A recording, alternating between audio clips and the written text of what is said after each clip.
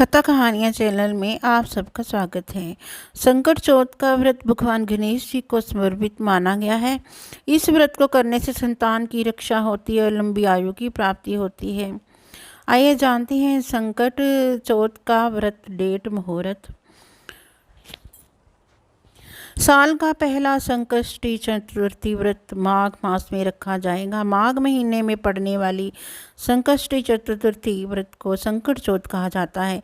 संकट चौथ व्रत में भगवान श्री गणेश जी की विधिवत पूजा की जाती है और मान्यता है कि विघ्नहर्ता की पूजा करने से संतान की रक्षा होती है, जीवन के सभी संकट दूर होते हैं। हिंदू पंचांग के अनुसार माघ मास की कृष्ण पक्ष की चतुर्थी की शुरुआत 10 जनवरी मंगलवार को दोपहर 12:09 पर होगा और इस तिथि का समापन 11 जनवरी बुधवार को दोपहर 2:31 पर होगा। संकट चौथ व्रत 10 जनवरी 2023 को रखा जाएगा। संकट चौथ व्रत के दिन चंद्र पूजन करना अनिवार्य माना गया है। 10 जनवरी को सुबह 9:52 से दोपहर 1:47 तक पूजन का सबसे अच्छा मुहूर्त है। इसके बाद लाभ उन्नति मुहूर्त सुबह 11:10 से दोपहर 12:29 तक। अमृत मुहूर्त दोपहर 12:29 से दोपहर 1:47 तक है। संकट चौथ व्रत में चंद्रमा को अर्घ्य देने के बाद ही व्रत पूर्ण माना जाता है। इस दिन चंद्रमा का उदय रात 8:41 पर होगा। इसके बाद ही व्रत पारण किया जाएगा। संकट चौथ पर तिल का विशेष महत्व है, इसलिए भगवान गणेश को तिल के लड्डुओं का भोग जरूर लगाना चाहिए। संकट चौथ के दिन ब्रह्म मुहूर्त में स्नान करके स्वच्छ वस्त्र धारण करें। इसके बाद भगवान गणेश की प्रतिमा को चौकी पर स्थापित करें। गणेश जी के साथ माँ लक्ष्मी जी की मूर्ति भी रखें। गणेश जी और माँ लक्ष्मी को रोली और अक्षत लगाएं, फिर पुष्प, दूर्वा, मोदक आदि अर्पित करें। संकट चौथ में तिल का विशेष महत्व है, इसलिए भगवान गणेश जी के तिल के लड्डुओं को भोग लगाएं। ओम गण गणपते नमो मंत्र का जाप करें। अंत में संकट चौथ व्रत की कथा सुने और आरती करें। रात्रि में चंद्रमा को अर्घ्य देकर संकट चौथ का व्रत को संपन्न करें। धार्मिक मानता है कि संकट चौथ का व्रत रखने से गौरी पुत्र श्री गणेश प्रसन्न होते हैं और सभी संकटों से रक्षा करते हैं।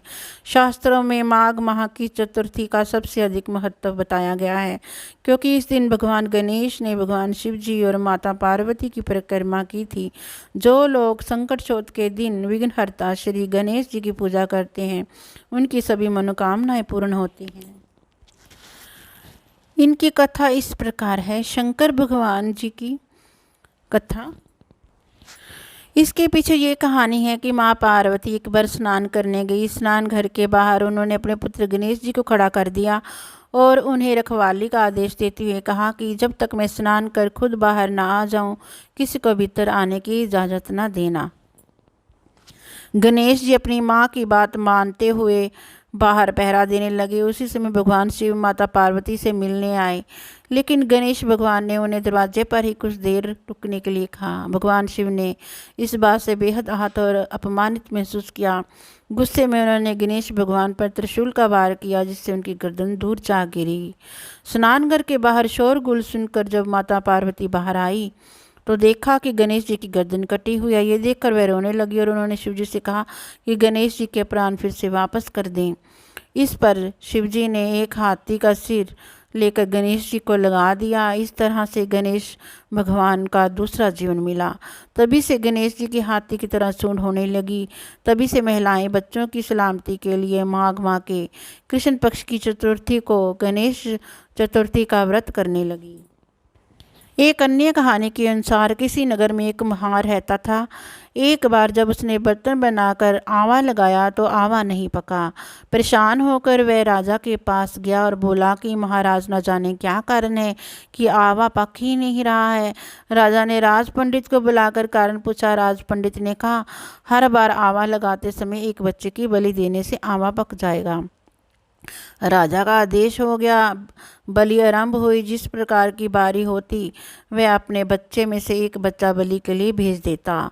इस तरह कुछ दिनों बाद एक बुढ़िया के लड़के की बारी आई। बुढ़िया के एक ही बेटा था तथा उसके जीवन का सहारा था, पर राजा आज्ञा कुछ नहीं देखती। दुखी बुढ़िया सोचने लगी, मेरा एक ही बेटा है, वह भी संकट के दिन मुझसे जुदा हो जाएगा। तभी उसको एक उपाय सूझा। उसने लड़के को संकट की सुपारी तथा धूप का बीड़ा देकर कहा, भगवान का नाम लेकर आवों में बैठ जाना, संकट माता तेरी रक्षा करेगी।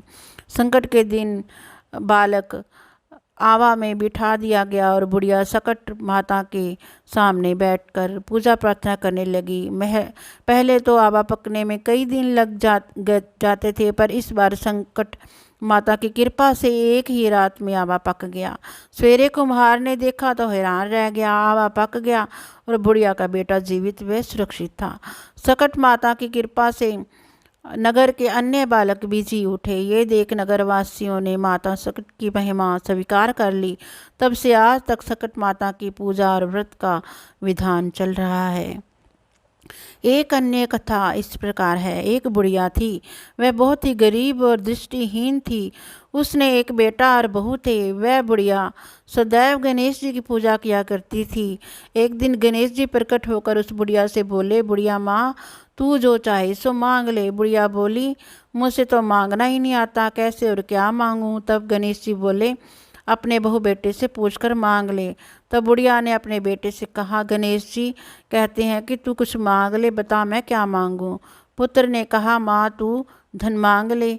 बहू से पूछा तो बहू ने कहा, नाती मांग ले। तब बुढ़िया ने सोचा कि ये तो अपने अपने मतलब की बात कर रहे हैं। अतः उस बुढ़िया ने पड़ोसियों से पूछा तो उन्होंने कहा, बढ़िया तू तो थोड़े दिन जिएगी, क्यों तू धन मांगे, क्यों नाती मांगे, तू तो अपनी आंखों की रोशनी मांग ले, जिससे तेरी जिंदगी आराम से कट जाए। इस पर बुढ़िया बोली, यदि आप प्रसन्न है तो मुझे 9 करोड़ की माया दे, निरोगी काया दे, अमर सुहाग दे, आंखों की रोशनी दे, नाती दे, पोता दे और सब प्रकार के सुख दे और अंत में मोक्ष दे। ये सुनकर तब गणेश जी बोले, बुढ़िया माँ, तुमने तो हमें ठग लिया। फिर भी जो तूने मांगा है वचन के अनुसार सब तुझे मिलेगा। और ये कहकर गणेश जी अंतर्ध्यान हो गए। उधर बुढ़िया माँ ने जो कुछ मांगा वह सब कुछ मिल गया। हे गणेश महाराज जी, जैसे तुमने उस बुढ़िया माँ को सब कुछ दिया वैसे ही सबको देना।